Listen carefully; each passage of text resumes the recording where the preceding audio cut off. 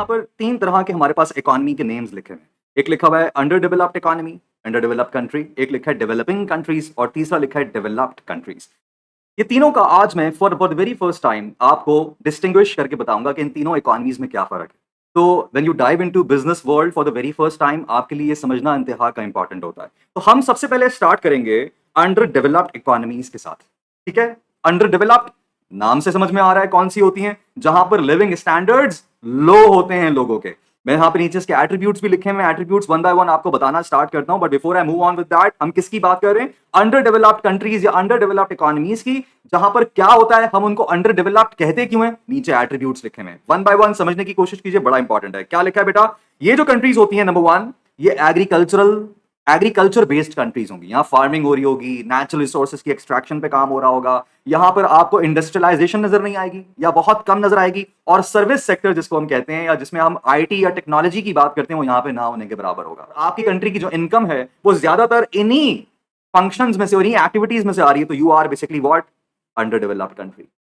Under developed जो कि developed नहीं है, अभी अभी डेवलप होने से बहुत पीछे। और यहाँ पे क्या होता है, यहाँ पर लोगों की इनकम्स बहुत कम होती है। सिटीजन्स आर पुअर, सिटीजन्स की इनकम्स काफी लो होती हैं। ठीक है, लोग बहुत ज्यादा अर्न नहीं कर रहे होते।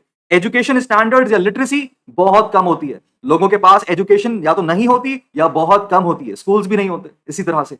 तो you know what I am talking about, right? Under developed country. लोगों के पास स्किल्स भी खास नहीं होते क्योंकि उनके पास स्कूलिंग सिस्टम्स ही नहीं होते। इसीलिए जिसको देखो वो फार्मिंग कर रहा है, जिसको देखो वो नेचुरल रिसोर्सेज पे काम कर रहा है, that's it. Basic manual human work वहां हो रहा है, मैनुअल है, कुछ ऑटोमेशन भी नहीं है, मशीनरी भी नहीं है खास। पावर्टी, गरीब लोग बहुत ज्यादा होते हैं, पावर्टी बहुत ज्यादा होती है। I hope you understand this.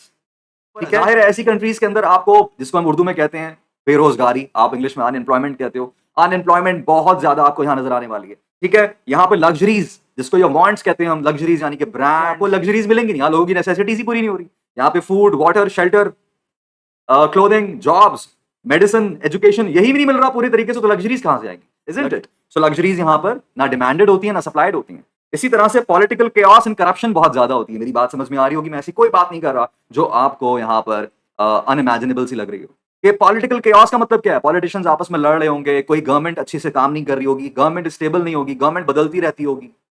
Pakistan शायद दिमाग में आ रहा होगा, अफगानिस्तान आ रहा होगा, सीरिया आ रहा होगा, एग्जाम्पल चाहिए दे रहा हूँ, इराक आ रहा होगा। हाँ, अजीब किस्म का केओस होता है, करप्शन बहुत ज्यादा होती है। Getting my point? और फाइनली जिसको एग्जांपल्स चाहिए, और एग्जांपल्स में जाने से पहले बड़ी इंपॉर्टेंट बात यहां लिखी हुई है, प्राइवेट सेक्टर इन्वॉल्वमेंट। तो ऐसी कंट्रीज के अंदर प्राइवेट सेक्टर ना होने के बराबर होता है। ऐसी कंट्रीज के अंदर प्राइवेट सेक्टर की एलोकेशन ऑफ रिसोर्सेज, पढ़ के आया ना मुझसे, इकोनॉमी क्या होती है? जिसमें रिसोर्सेज एलोकेट की जाती हैं, और रिसोर्सेज एलोकेट कौन करता है? दो लोग, प्राइवेट सेक्टर, पब्लिक सेक्टर। तो ऐसी इकोनॉमीज में जहां ये सारे केओटिक सिचुएशंस होंगे, वहां पर प्राइवेट सेक्टर बहुत वीक होने वाला है। वहां प्राइवेट सेक्टर इंडिपेंडेंट बहुत ज्यादा नहीं होगा। We not find Googles and Alphabets and Apples and Samsungs and McDonald's and KFCs in these countries, because these countries are not politically stable and they are also poor.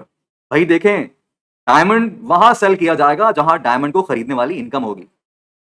Rolex की watch वहां cell की जाएगी मेरे बच्चे जहां पर Rolex के खरीदने वाले, उनकी इनकम ऐसी होगी। नॉट ऐसी कंट्रीज दुनिया में कौन कौन सी हैं? कुछ एग्जांपल्स आपके सामने। कृतिका मुझसे पूछ रही थी थोड़ी देर पहले, Kritika, everyone else in the class, some examples are right in front of you. Afghanistan, find me multinational companies in Afghanistan, you will hardly find any. Uganda, Cuba, South America, Africa, Iraq, Syria, Syria की example बहुत देता हूं मैं, Zimbabwe. आज तक Syria में search हलब, HALAB, Syria. ठीक है, आप हलब का एरिया जाके देखें, बिल्डिंग्स टूटी हुई, पुराने अपार्टमेंट्स, पुराने स्ट्रक्चर्स ब्रेक हुए हैं, टूट के गिरे हैं। वहां हमले हुए हैं, वहां वॉर्स हुई हैं बेटा, सिविल वॉर्स हुई हैं, इंटरनेशनली वहां पे मुल्कों ने हमला किया है। सीरिया का कोई हाल नहीं। These countries are very weak. Pakistan कहाँ आता है मैं बताऊंगा।